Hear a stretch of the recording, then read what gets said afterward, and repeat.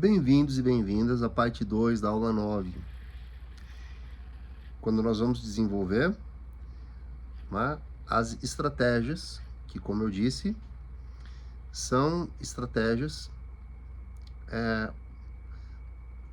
são mecanismos de construção do projeto de texto que comprovadamente dão certo.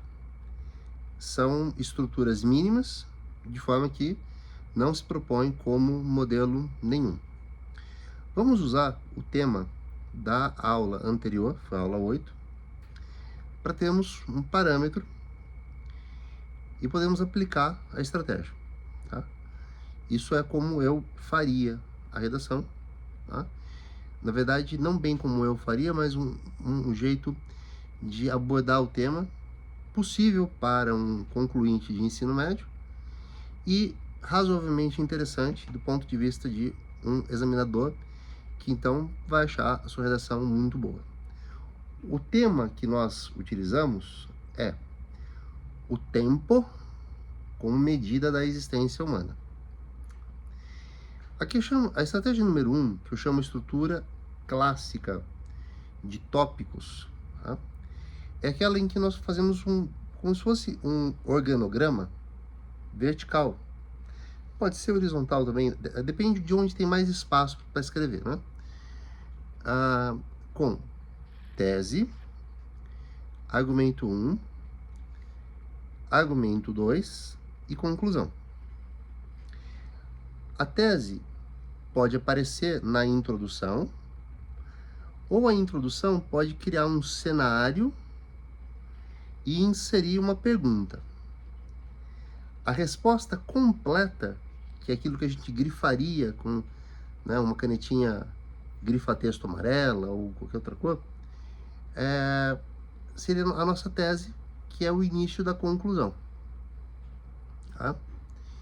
Então, nessa caminhada, eu escolheria a seguinte tese. O tempo é um elemento essencial na construção da existência humana, pois molda identidades e define nossas escolhas. Molda nossas identidades? Por que eu pensei nisso? Porque nossas identidades são construídas ao longo do tempo. O meu eu criança era diferente do meu eu agora, né? Como diz minha mãe, de um semi-idoso, porque eu tenho mais de 40 anos. A cada etapa da minha vida, eu ponderei um tempo de brincar, né? Um tempo de me preparar para passagem da adolescência para a fase jovem, o Thiago adulto jovem, um tempo de preparação, que foi o tempo que eu fiz as minhas graduações, mestrado, doutorado, que já era um tempo também de construção do início da minha carreira profissional. Depois dos 30 aos 40, o tempo da carreira profissional. Dos 40 em diante, manutenção com novas questões, como estar mais disponível do que eu estive nas fases anteriores para o cuidado dos meus pais, por exemplo.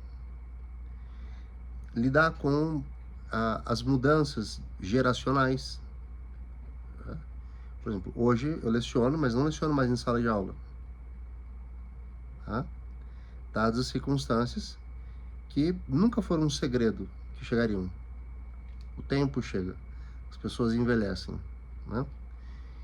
Então, isso cria as minhas identidades, mas também define minhas escolhas. Eu fiz uma escolha no passado que foi a de ter duas carreiras, uma como professor, uma como advogado. Foi difícil? Foi. Mas como eu gosto de citar, as coisas difíceis reforçam o moral e combatem as misérias. Então, me esforcei, me empenhei, e hoje minha atividade principal está relacionada à advocacia, embora eu tenha muito prazer em me dedicar às minhas aulas, tá? Porque a atividade profissional, não importa se ela é muitíssimo bem remunerada ou não.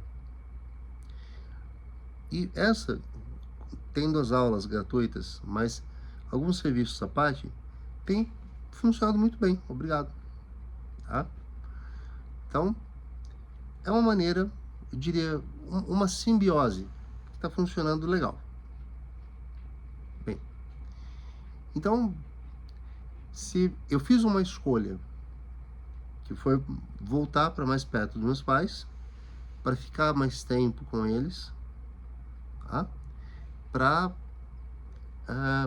ter uma existência plena, tá? E também porque, né, eu já não tinha mais a idade para viver, né, 15 horas por semana na estrada. Isso já não era mais para mim. Alguns colegas meus têm 60 anos e seguem aí, uma boa. Mas para mim não era. Então, a primeira abordagem, a primeira estratégia seria da seguinte maneira. A tese, né, essa que eu já mostrei para vocês, o desenvolvimento, o papel do passado na memória e na construção de quem somos. Vejam, a psicanálise, isso desde Freud, define o ser humano como um sujeito histórico, o somatório de tudo que ele foi. Portanto, manter-se conectado a essa linha, a esse rastro que nós deixamos, é uma forma muito, muito eficiente de tomar boas decisões e nos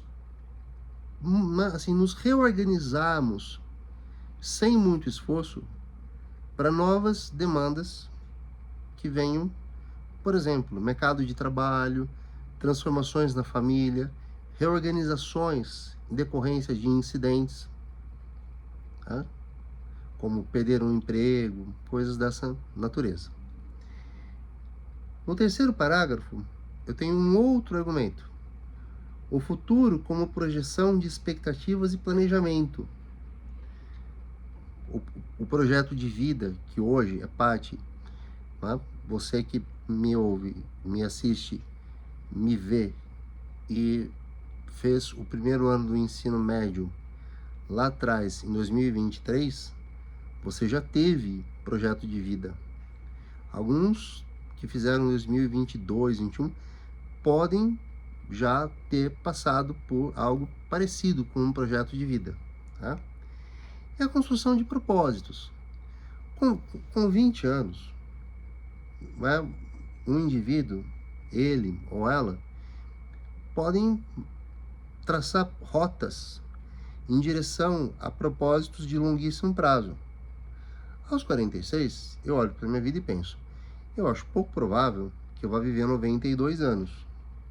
Tá? Pode acontecer, mas também aos 96 anos,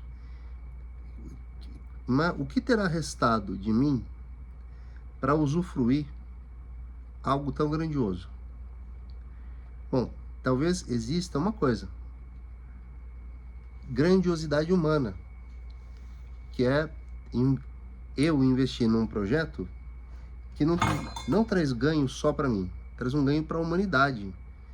E ver, né, o amadurecimento disso, mesmo que não seja para o meu usufruto, pode me trazer uma grande satisfação. Dá para desenvolver isso de inúmeras maneiras. E aí, a conclusão é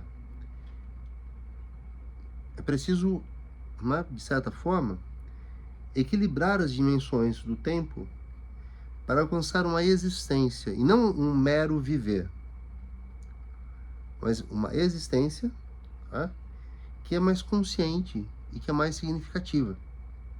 Tá?